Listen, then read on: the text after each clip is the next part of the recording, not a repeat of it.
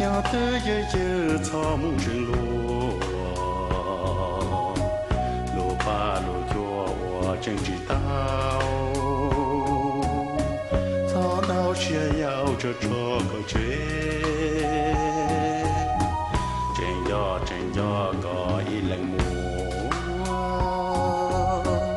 chỉ muốn nuôi vua bao đôi chia vì cô tao chia lúc cả lời có nhau chưa chờ cả cùng lúc chia cô lô này cho hao có xít kê chuan chúa kê đế vua tua cả tao chỉ chia kê ngào ra kê đầy có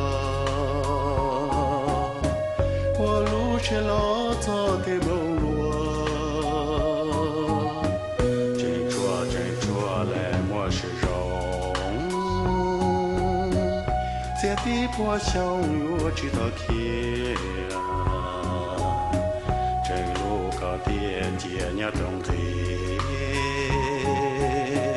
lỗ mùi xì ta lô nén lâu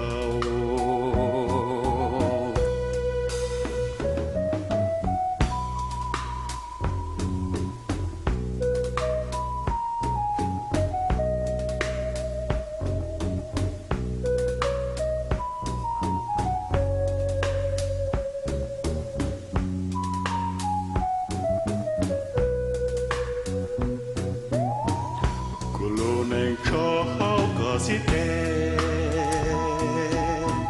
chuan chúa kê đế vô tua cả tao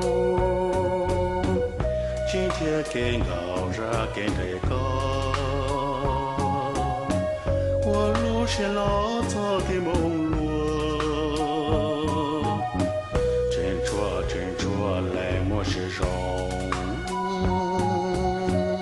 sẽ tí bùa xong vua chỉ thọ kia trên lũ có tiền chia nhau trong thế lỗ mùi xì ta lô nén